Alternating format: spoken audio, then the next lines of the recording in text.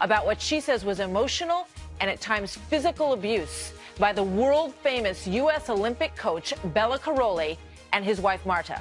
The Karolyi Ranch would become a place of horror for many of these young athletes who suffered sexual abuse there by Larry Nassar, a man many gymnasts said at first was the only adult there who was nice to them. This week, he was sentenced to 175 years behind bars for abuse. He did that to some of the most decorated Olympians in our history. There's an eerie feeling as soon as you step foot onto the Karolyi Ranch. It is completely removed from all civilization. To get to the ranch, you must drive up a dirt road for what seems like an eternity. And the closest civilization is a high-security prison 30 miles away. I figured if he is doing this in front of my friends, it can't be that bad, right? Awful. So what about the adults who knew or were warned or had an inkling of the depravity of Larry Nassar and what he was doing under the guise of treatment, sometimes, as Maddie Larson just said there, while adults and fellow athletes were literally in the room with them?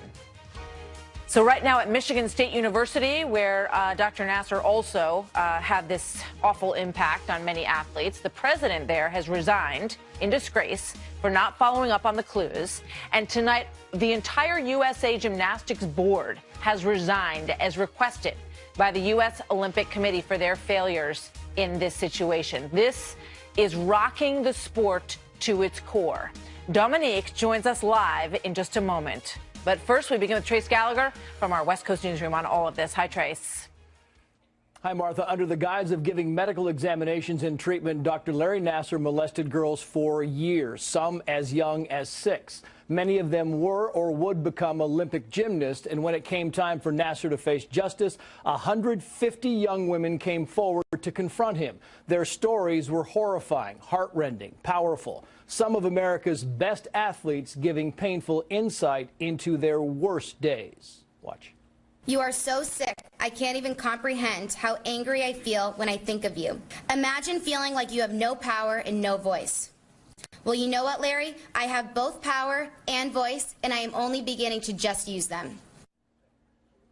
At first, Dr. Nassar showed defiance, accusing his victims of seeking news media attention. Later, he was more contrite, saying, quote, "I will carry your words with me for the rest of my days." And the judge made sure the rest of his days will be in prison.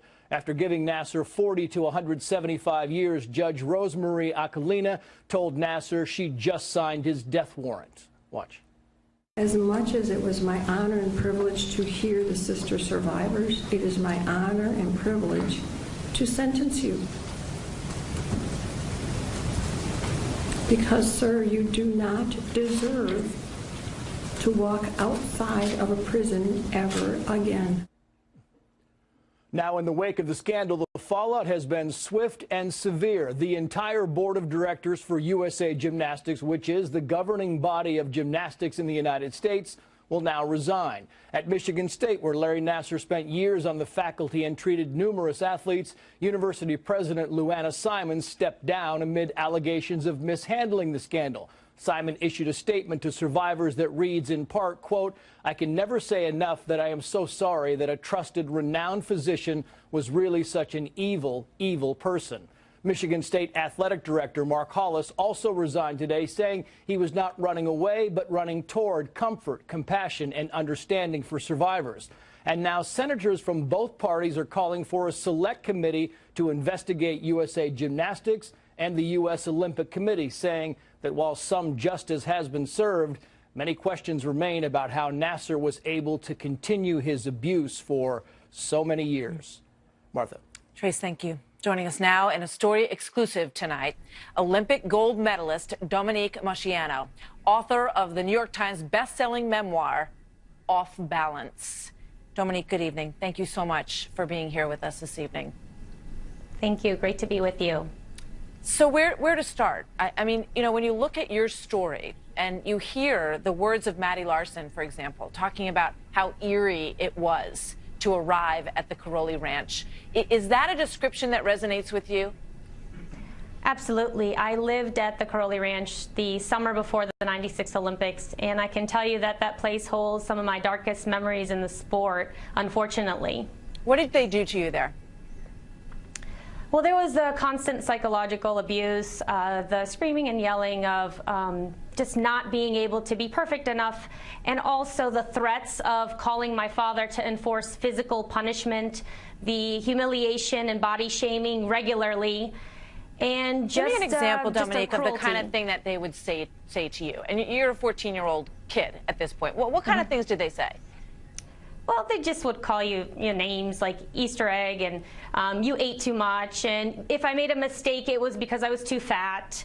And it wasn't maybe because I was tired or there was something else going on, or we were supposed to work through our injuries. So I collapsed in the gym the year before, actually the summer before the Olympics. And I collapsed in the gym and my leg was fractured. So they grabbed me by the back of my neck and kind of shoved me over to the phone and said, go call your parents, maybe your leg's broken, with just such cruelty.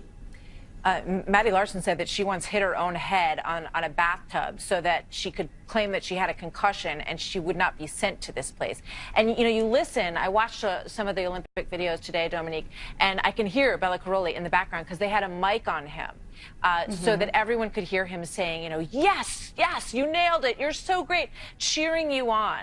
When you hear that, what goes through you? We're showing everybody at home a picture of the two of you and tiny little adorable you looking up into the face of this man. What's going through your mind? Well, what's going through my mind is I had constant intimidation, fear, and control. These people terrified me, and I was very scared of them when I was a 14-year-old little girl. Obviously now not anymore, and when I found my voice 10 years ago, I chose to not participate in the disgusting behavior that I saw within the organization and also within this huge gushing of love for the Karolyis and this facade they portrayed on television of big teddy bear, great, loving coach, but behind closed doors, the reality was very different. So the attention is turning to them now. I mean, now that Larry Nassar has had his moment in court, the Karolyi Ranch is now shuttered. They have a sign outside. Thanks, everybody, for all. Larry Nassar, you were not a victim of Larry Nassar's because you overlapped a little bit, as I understand it. But what do you think the Karolyis knew and understood about what he was doing to these young athletes? Well, the Karolyis knew what we ate. They knew how much we weighed. They knew when we trained. They knew who they wanted on the world and Olympic teams. And to say that they didn't know absolutely anything is questionable. Obviously, we don't know unless they say what they knew.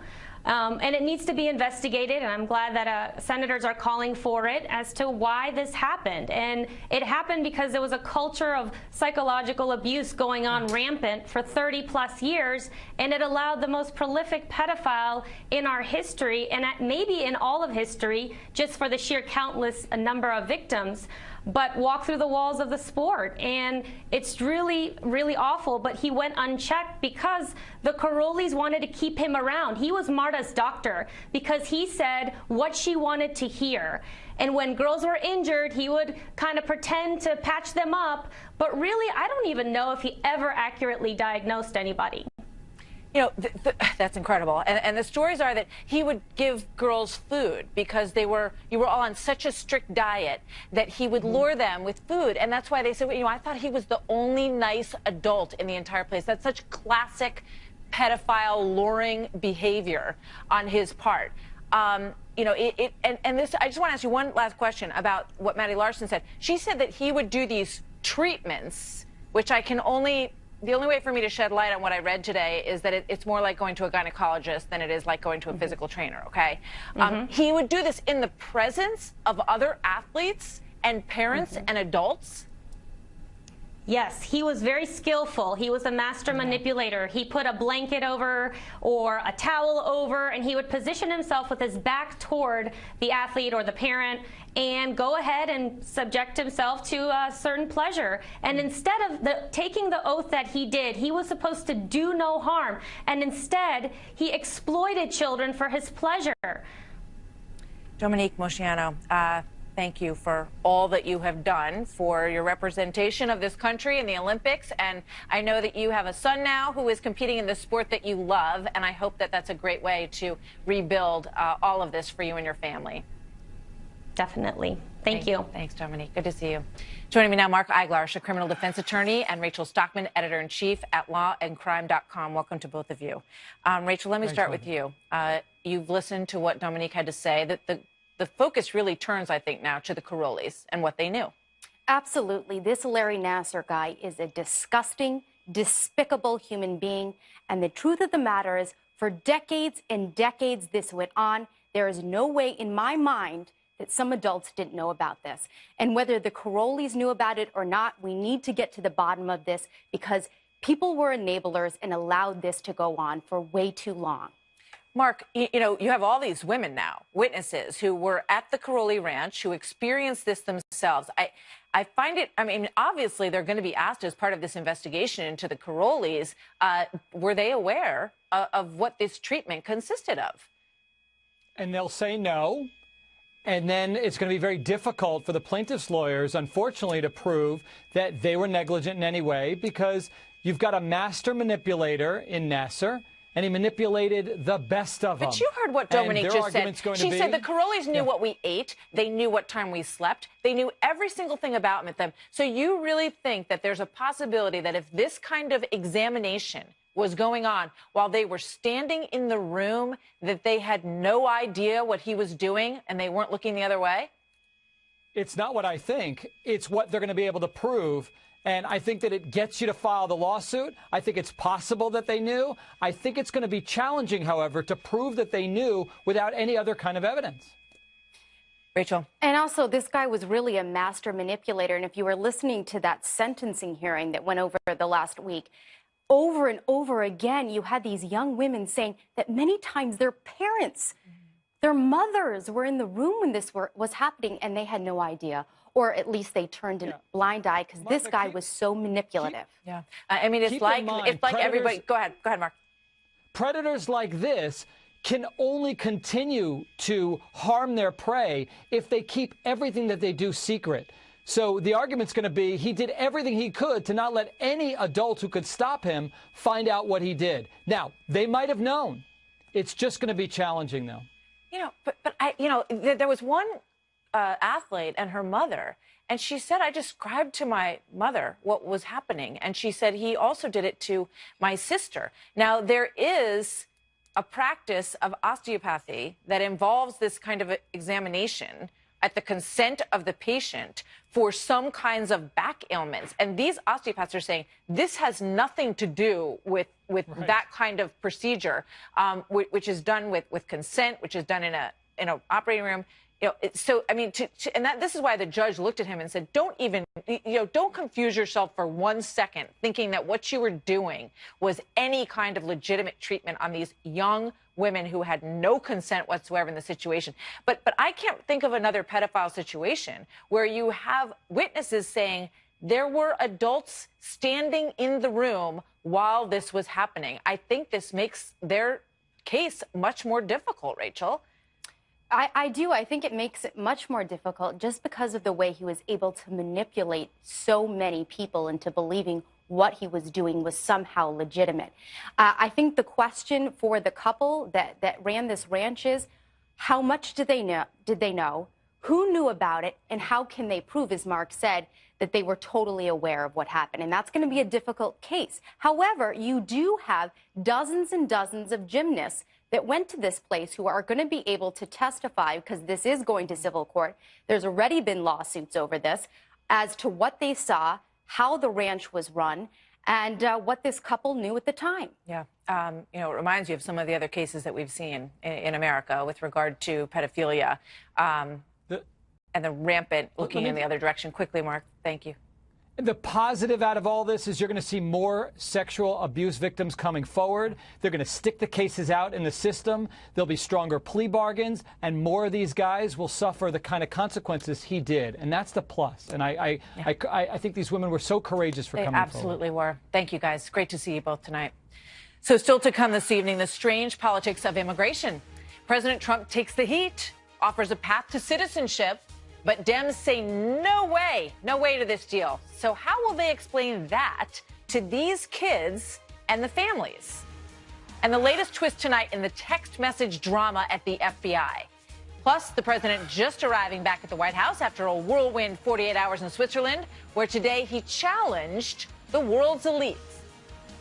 You are national leaders, business titans, industry giants, and many of the brightest minds in many fields. Each of you has the power to change hearts, transform lives, and shape your country's destinies.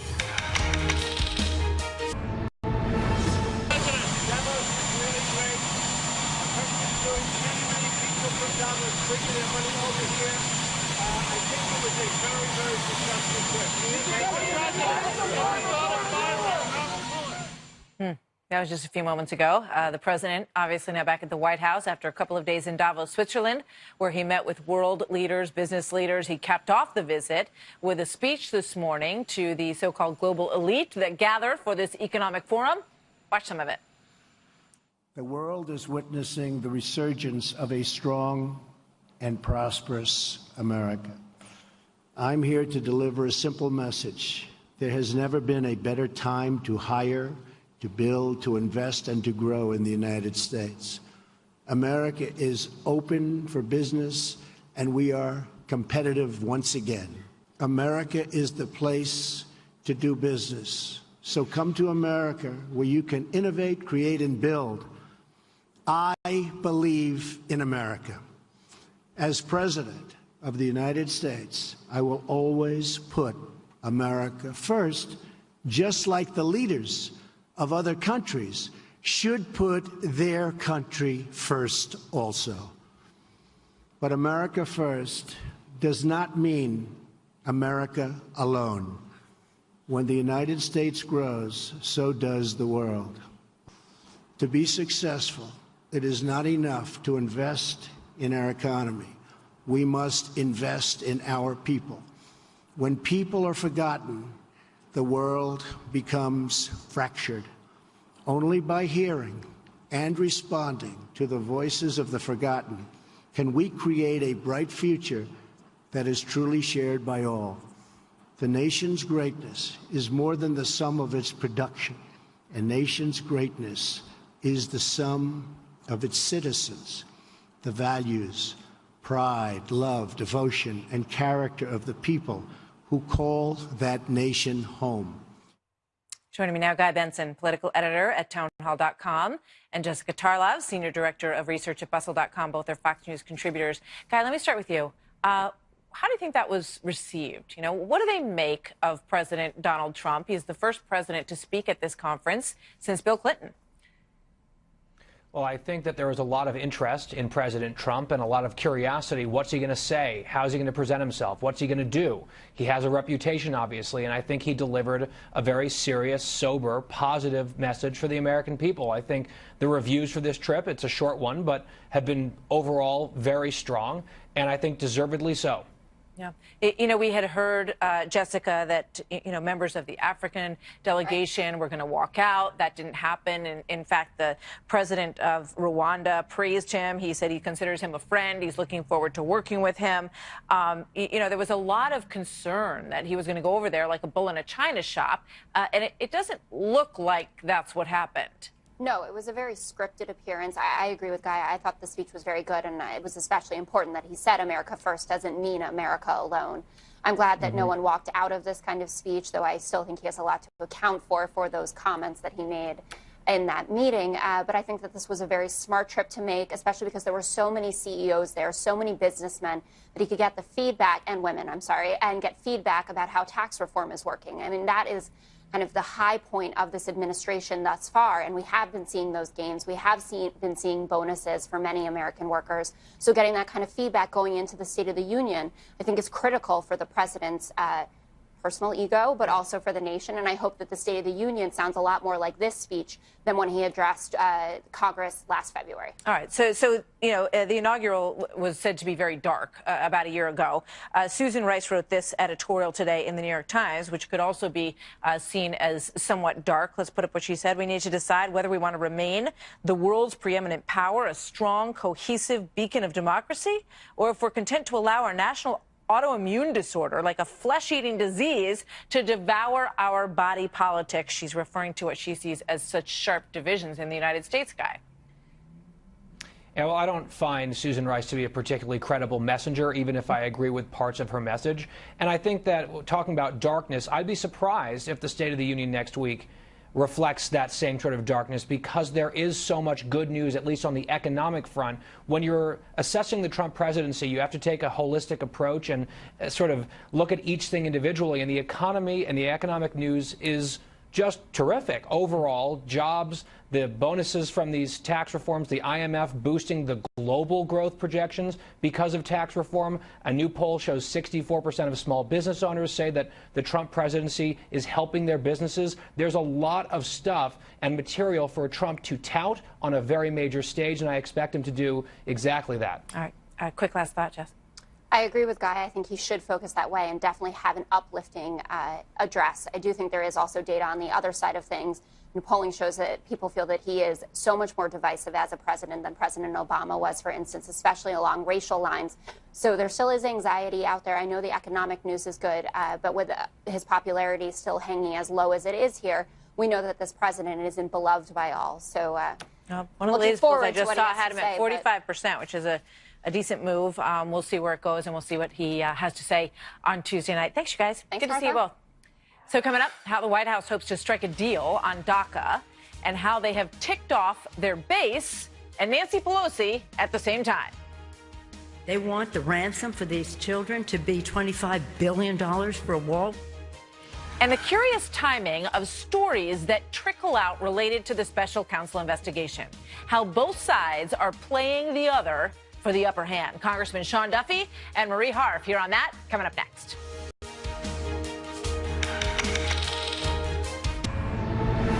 President Trump firing back at what he calls fake news. A New York Times report says he tried to fire special counsel Robert Mueller just weeks after he was on the job. Fox News has sources that confirm part of that story. Trace Gallagher is live in our West Coast newsroom with the backstory for us tonight. Hi, Trace. Hi, Martha. White House sources now telling Fox News correspondent Ed Henry that last June, President Trump did threaten to fire special counsel Robert Mueller, but the source says it's unclear if White House counsel Donald McGahn threatened to resign over it. The president himself, before leaving Davos, said this about the allegations. Watch. Mr. President, did you seek to fire Mueller? You want to fire Robert Mueller? Fake news, folks. Fake news. What's your message today? Typical New York Times fake stories. And now Iowa GOP Senator and Judiciary Committee Chair Chuck Grassley has released new text messages between FBI officials Peter Strzok and Lisa Page, who were taken off the Mueller investigation. Remember, Strzok and Page were having an affair, and earlier text messages between the two revealed an anti-Trump bias. Now it appears they were also concerned about being too tough on Hillary Clinton during the Bureau's investigation into her email practices. In February 2016, right in the midst of the presidential campaign, Lisa Page texted Strzok, quote, "One more thing, she might be our next president," going on to say, "The last thing you need is going in there loaded for bear." You think she's going to remember or care that it was more DOJ than FBI? Strzok replied that he agreed. Here's GOP Congressman Jim Jordan this morning on Fox and Friends. Before we got these text messages, we all suspected the fix was in on the Clinton investigation. Now that we've seen these text messages, we know the fix was in. Another exchange between Strzok and Page from July 2016 references then Attorney General Loretta Lynch's decision to accept the FBI's conclusion that Hillary Clinton did not commit a crime. Of course, that decision came just days after Lynch and former President Bill Clinton had an impromptu meeting aboard her plane on the tarmac in Phoenix. Strzok texted, quote, "Timing looks like hell." Lisa Page responds, "Yeah, that is awful timing," later adding, quote, "It's a real profile in courage since she knows no charges will be brought," which only renews Republican suspicions that top law enforcement officials knew well ahead of time that Hillary Clinton would not be facing charges. Democrats call all of this a distraction from the Mueller probe. Martha. Thank you, Trace. Here with more, Wisconsin Congressman Sean Duffy and Marie Harf, a former Obama State Department spokesperson and a Fox News contributor. Welcome to both of you. Good to have you here. You know, one of the things that struck me with this story that came out last night from the New York Times is that it was very much in the news back in June. There was all kinds of discussion about whether or not the president was considering firing Mueller, and should he, and, you know, would it be a big mistake if he did that? And it appears that their source on this, it says Robert Mueller learned about the episode, the firing, almost firing episode in recent months as his investigators interviewed current, former senior White House officials about this in the midst of their inquiry. So I guess, Congressman, it just raises the immediate question, why is this coming out now? Well, I would argue that this is because they're trying to change their narrative away from wrongdoing from the DOJ and the FBI. And by the way, Martha, this story is 7 months old, but the sources for the article in the New York Times is four people familiar with the matter, not even people with knowledge. So we're double, triple hearsay, number one. But number two, I think it calls into question, is the Mueller team actually leaking some of this information out that they gained during their investigation to change their narrative away from the FBI and focus it back on Donald Trump? And listen, I think these are shady tactics that are being used.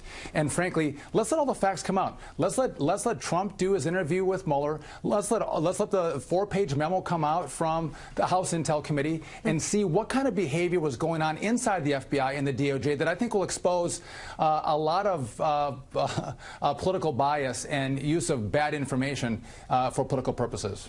The other sort of obvious thing here, Marie, is that if it was discussed, this story says that it was discussed, that he considered it, he didn't do it. So, I mean, a lot of things get discussed and argued about and fought over in the course of business and in the course of the presidency and everything else in politics. But he didn't fire him, ultimately. Well, so what's the big issue considering that? Well, that's true, but it's still very disturbing and it's very problematic. And look, Donald Trump can turn to a camera and call the story fake news, even though we and other outlets have confirmed at least parts of it. He cannot do that when Bob Mueller puts him under oath and asks him about it, which he will, because this is part of the questioning on the obstruction of justice piece that Bob Mueller's looking at. The firing of Jim Comey, asking for, Mueller to possibly be fired. He's going to have to answer very detailed, very specific questions, and he cannot just use the excuse of fake news. This is a very serious allegation that he is trying to fire the exact people who are investigating Well, the him. argument, which we've heard before, is that, he felt that it was an unfair investigation, that the odds were stacked against him. And you look at these text messages, and you can kind of see where that conclusion might be drawn. However, Marie, just to go back to the basic facts, they didn't fire Mueller. They decided that that was not a wise decision to do, despite, perhaps the president's desire to make it happen. He said, you're right, can't do it. That's true, but look, neither of those people whose text messages have suddenly taken on, the word of God in terms of how we're looking at this investigation, those people don't work on the Mueller investigation. And as soon as Bob Mueller found out about those messages, he fired Strzok from Peter the Strzok investigation. interviewed Hillary Clinton. Sean, let Sean get in here. But that's a separate investigation. That's not the Mueller investigation. That is separate, Understood. Martha. I know that. Go ahead. Martha, Democrats are trying to undo the election from a year and a half ago. And they've drawn a conclusion that the way to do that is to drive this idea that Donald Trump colluded with Russia. They'll grasp at straws. The fact that Marie and Democrats will say, oh, my gosh, this is some bad act that Donald Trump thought about firing Mr. Mueller. Give me a break. This is a massive whiff on the part of the Democrat Party. Donald Trump didn't collude, and they'll stretch and contort any news fact to drive the narrative away from a booming economy, wages going up, bonuses coming out, businesses coming back to America, a secure border, a crushing of ISIS. They can't handle that narrative, so they'll grasp at straws and report on Donald Trump thought about firing Bob Mueller. Who cares? It's a non-story. Right. But that's all they have to go on. They're grasping for straws. But I have a feeling we'll revisit this very soon. Yeah, there's going to be a lot more to go on, I promise you. Marie, thank you very much. Congressman Duffy, Thanks, thank you as well. Good to see you both. So still ahead tonight, one of the president's top priorities is putting an end to the opioid crisis in America. But one former Democratic member of his commission on this says it is not working. Patrick Kennedy joins me live coming up. Plus, why won't Senator Schumer make a deal on DACA? We must finally pass a bill to protect the dreamers. The American people are clamoring for our two parties to work together.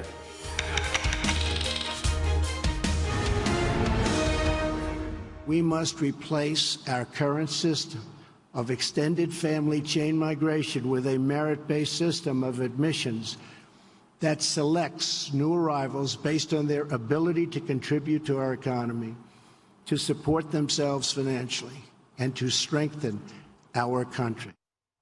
President Trump earlier today in Davos talking about his new immigration proposal. Some key Republicans are embracing the deal that gives a pathway to citizenship to nearly 2 million dreamers. Others are not. And Democrats, well, although the president is doubling the number of dreamers who could stay, they don't like it. He's put obstacles in the way of the bipartisan negotiations that are taking place. We have a way to get forward without engaging in Donald Trump's, I think, irrational ideas about what's necessary at the border. They want the ransom for these children to be $25 billion for a wall. That plan is a campaign to make America white again.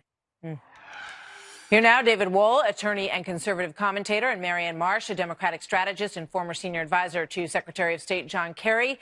Welcome. Very strong words, David, from Nancy Pelosi on that, calling it a ransom, a $25 billion ransom for these kids.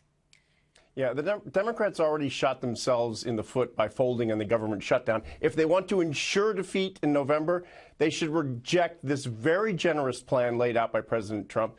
I mean, they've been demanding the DACA-eligible people get resident status, 800,000. This more than doubles that number. But this is a two-way street. This is comprehensive immigration reform. And the issue of the $25 billion for the wall is non-negotiable. The end to chain migration and limiting it to the immediate family is non-negotiable.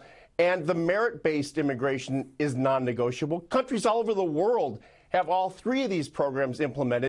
But when America wants to do it, somehow it's evil, it's bad, the Democrats reject it. They do so now at their own peril. My guess is they'll come around very quickly. So, Marianne, it's tough to imagine, the conversation that one of these young dreamers would have with a Democrat who's opposed to this plan. They say, wait, they just doubled the number of us that's allowed to stay, and you're going to tell them that they don't get it? How is that going to work? Actually, the dreamers are opposed to this plan, and they came out with a statement saying that yesterday. The problem is this isn't a DACA bill, it's an immigration bill. So they don't want to stay. Dealing with DACA. They don't want to stay, Marianne? Martha, that's a false choice. They are opposed to this approach. Originally, we were just dealing with DACA. Then Trump wanted a wall that Mexico was going to pay for. Now there's a $25 billion wall that the United States is going to pay for, but it's DACA, the $25 billion wall, no family reunification, and no lottery altogether. We would be better off dealing with each of these things individually. You've got a Republican president, Marianne, who's arguing for a path to citizenship. He has the majority on the Hill, and it was never going to be just about DACA when you have that situation, when you're dealing with the majority on the Hill. There has to be give and take on both sides. Marianne, Martha, and then David. We almost had a deal, on Monday, or over the weekend, Schumer had a deal with Trump on a wall for $18 billion and the Dreamers. Which were 800,000 of them. Now it's up to 2 million.